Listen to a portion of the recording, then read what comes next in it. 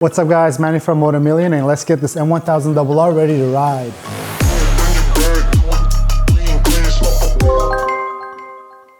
If you watched a previous video, it was our build plans video for the M1000RR. We mentioned some of the next things that we're going to do, and today this bike's going to go to Nicolas's shop, Autolaboratory, to get the PPF done. PPF as in paint protection film.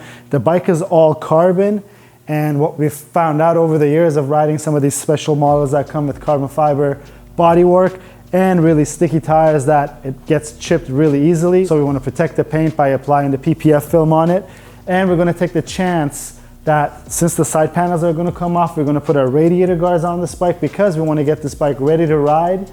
And I usually don't ride any of these bikes without the radiator and oil cooler guards, and this is a good chance to get those on the bike once these fairings are off. But before we get this bike out to Nicolas's shop, as you can see, we don't have our rear spool stands on there. We're going to install our rear spools, and we have something pretty cool. We have our Alpha Racing rear stand. As you see, this is a pretty good puzzle piece for us to figure out. It should go like this.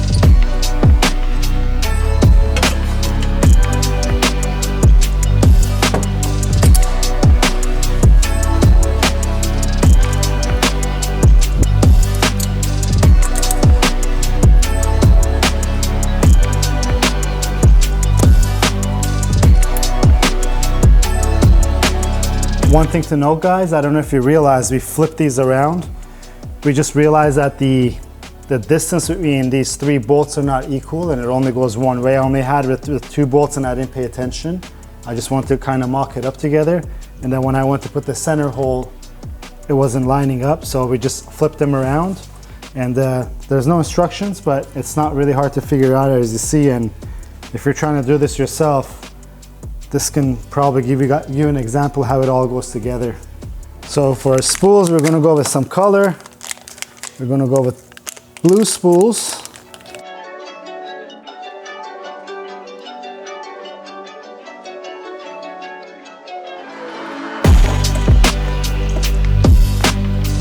Yeah, I think we're good. So there you go. That's perfect. So guys, the bike is safe and sound in Nicolas's shop. I'm going to take apart some of the body panels for him so he can work on it. And I've never taken one of these apart. So let me get started. Let's start taking it apart and see the inner workings of an M1000RR.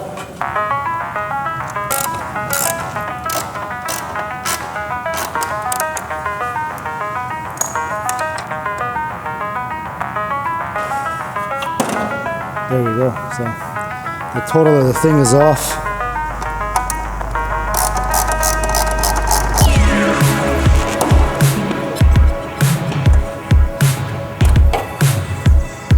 There we go, guys. The side panels are off. So a couple of things, guys, since we have it apart. The roundel is glued onto the carbon bodywork, so is all these plastic pieces. This being carbon, just like the V4 bodywork, that's plastic, that weighs a ton, but this is carbon, and this is pretty heavy to begin with, and I think it's all these plastic pieces and also the epoxy glue that they've used. But as you see, the winglets are off of it. We're going to get it back on the bike. Don't worry, we're putting the winglets back on it. We're just going to put the PPF film over it, or not we, but Nicolas is going to do it. And then we'll check back. Yeah, I can take the other winglet off.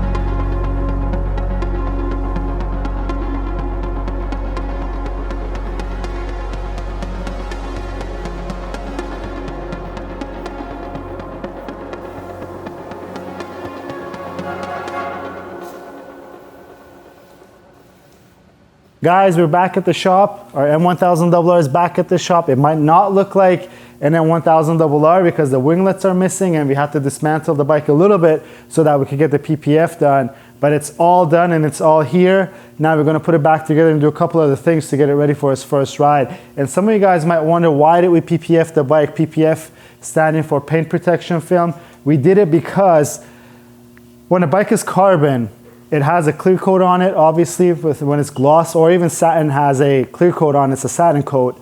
And it's really, really easily prone to chipping, especially running tires like this, which are very aggressive, sportier tires that comes on these bikes. It lifts everything up. And if you're around other bikes and if you're following them, it just starts kicking up all the dirt and rocks and you get chips a lot easier than you expect.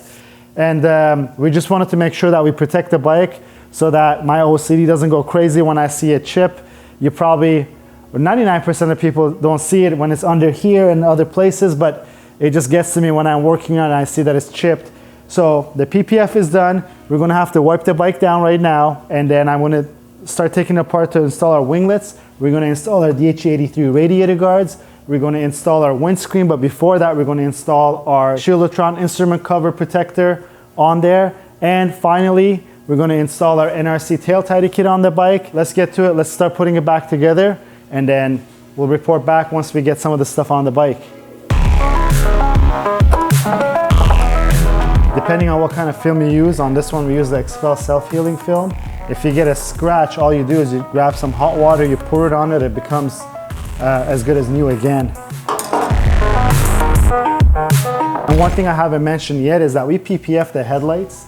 And I don't know if you saw, even Jerry Campisi, when his V4S was down here, the brand new bike, he got a rock and he chipped the headlight, and it will protect your headlights against chipping. That's also an added benefit.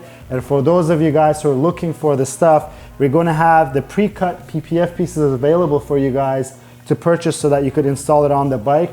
We're gonna do a how to install video. I'm not gonna do it. Nicolas is the professional. He showed me how it's done, and it's very simple. So at least we'll get a how to install video for you guys that you guys can see how easy it is to install, and that way you won't be so intimidated to get it installed on the bike. But for some of the guys, and I'm sure we'll mention it on the video when we do it, if you don't want to do it yourself, if you even take it to anywhere that does window tinting, it literally is a 1-minute job to apply it on there and have it looking nice. But let's continue on. Let's get the radiator guards on this bike and we'll continue forward. And these are our radiator guards by DH83. It's the same guards that fit the 2020 and above S1000RRs and M1000RRs. You guys have seen us fit them on plenty of times, so I'm not going to show you exactly step by step how to get it on there.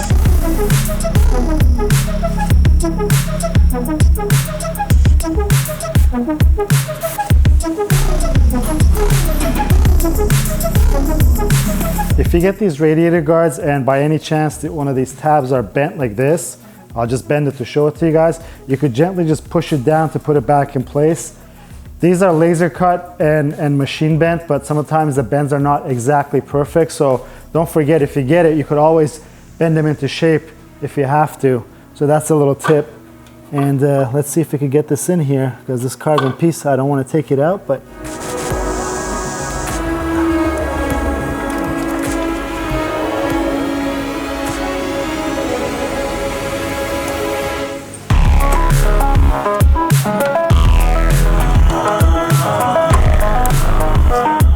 that's it, guys. It fits really well on there. And as I said, I love the all black look over here. And don't forget, it comes with extra zip ties, just in case. I don't know if you guys track your bikes or not, but these are really, really helpful on the track as well.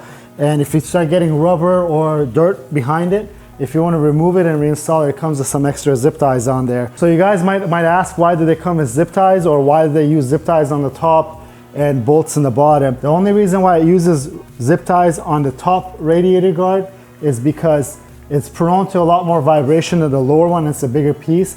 It just keeps the aluminum away from some of that vibration that might start causing to crack. It's just one way to keep this long lasting. We've had these on bikes for multiple years and we've never had any issues. For a while it was very controversial to put radiator guards on your bikes because everyone was saying, oh, you're limiting airflow and it's going to cause your bike to overheat. This was never the case. It's even to the point now that you could get BMW branded radiator guards if you want from your dealership. And the whole idea is to keep the fins as straight as possible on your radiators and oil coolers, because over time, I'm sure if you don't have radiator guards on your bikes, you'll see that those fins start bending. Obviously, sure, you could actually puncture a radiator, and we've seen this happen, but on a long term, even if you don't puncture a radiator, those fins are there for airflow through, and when the air flows through them, it cools your coolant that's circulating in here, or your oil that's circulating in your oil cooler, and that airflow causes the bike to run cool and nice. So imagine if you're bending those fins, you're blocking those passageways of air, so the efficiency of the radiator goes down. So maybe, I'm not going to argue, putting these radiator guards on, 1%, 2% efficiency is lost because you're putting a screen in front of it. But don't forget, over time, that just keeps the bike a lot more efficient. Even I bet you after 500 miles, this radiator is more efficient by having radiator guards on it if you did not have radiator guards on it. But that's the little tip or the little tech talk with these radiator guards.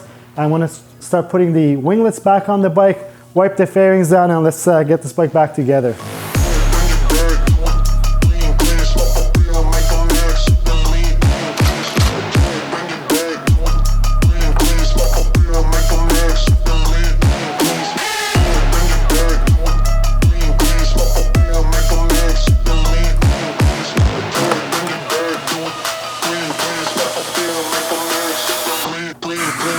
Bike is almost all back together with the exception of the top tank cover. I want to use our Schulatron screen protector. I know BMW makes one, but again, I just don't like branding all over the bike. So these Schulatron pieces don't have any kind of branding on it, and they work really great. It covers the screen almost inch perfect.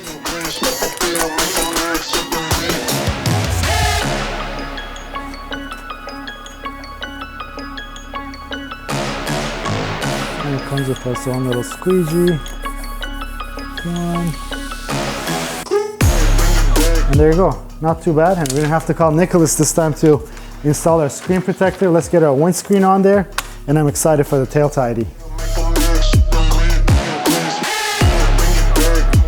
That wasn't too bad.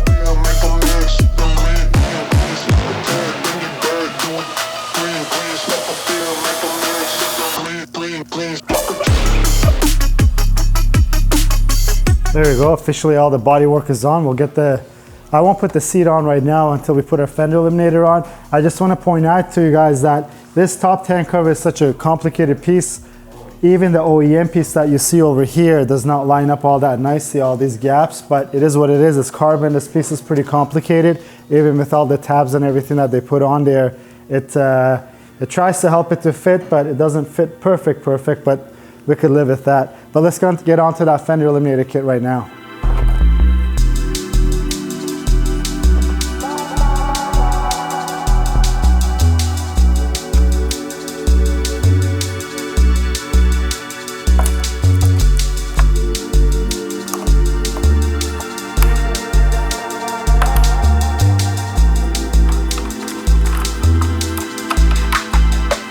So the fender eliminator comes in two pieces. We got our license plate mount with the license plate light on it, and we got our brake light and our turn signals, which are integrated into this unit.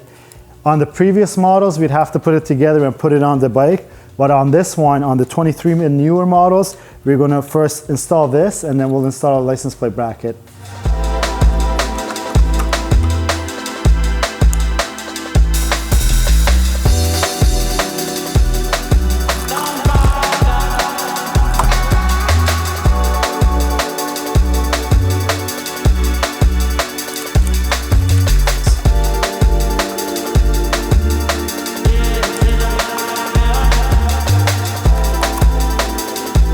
Just like that. Okay, before we tidy anything up, I'm going to power the bike up. That's really bright. And just a fact, this is the first time I actually put the ignition on this bike. So let's do the right turn signal. And it's working. Our left turn signal. That's working. Let's try 4 ways. That's working. And our brake lights, those are working too. And our license plate light is on as well. But before I go any further, I just want to weigh our fender eliminator kit that we put on the bike. And I'm going to take off a couple parts couple parts being our stock fender and our rear foot pegs that I never use anyways. So let's get this on there. Let me get this paper out. So what I'm going to do is I'm going to weigh this part right here. We got the license plate mount. So it weighs just 9.9 ounces. I'm going to zero it out right here. So it's zeroed. And when I remove this, it should say negative 9.9 ounces. I'm going to add our stock fender. So this will show us the difference between the fender eliminator and the stock fender, which is 12.6 ounces. It's pretty good. But now we're going to do away with these rear foot pegs.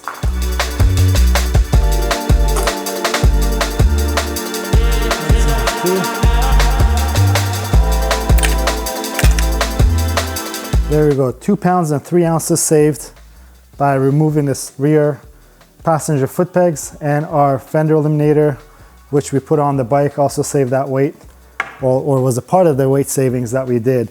So guys, this bike is officially ready to ride. Let me show you guys this beautiful fender eliminator kit. I had mentioned on our build plans video that I want to talk about this. We use NRC because of this reason. If you come take a look, this is so slim and nice, but it is extremely, extremely visible and super bright. And if I put my brakes on, it gets even brighter, and your turn signal. So this is the main thing that I really like about the NRC fender eliminators. If you take a look, when I'm standing on this side of the bike, I could clearly tell that the bike is blinking. And if I put my four-ways off and just put right turn signal, and if I take a look at it as a motorist, as somebody else who's riding this or riding around this bike, you could tell that this bike is signaling to the right or signal to the left. And I think that's something that's really important. At the end of the day, you know, if those things don't matter for you while you're running a fender eliminator anyways, if you don't care about visibility, just take it off. It looks even much better without it. But these bikes are street bikes for us. We ride them on the street. We want to be as safe as possible while we do the stuff that makes these things beautiful as they were intended to be. And that's why we run these. They're made in the US. That's another big thing for us. They're all made in the US over here, and they're great guys. The warranty process and everything like that is extremely nice and pleasant. They've been great. We've been working with them for a very long time now, and I'm really extremely happy that they come out with these amazing products for these bikes. But since the ignition is on, I'm going to tell you guys that this bike has 3 miles on it. That means that we got 397 miles left on the RPM limit that this bike comes with. We did our full PPF on the bike. We installed our radiator and all cooler guards. We put our Shieldatron instrument cluster protector on there. We took our rear passenger foot pegs off, and now we can get it on the road.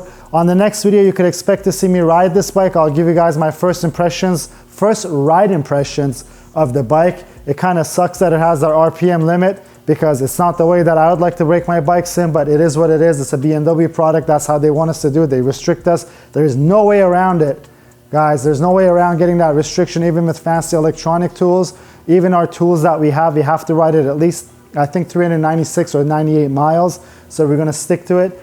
But you could expect that on the next video. And if you like this video, please give it a thumbs up. If you have any questions or comments, leave them down below. Until next time, guys, have a great one.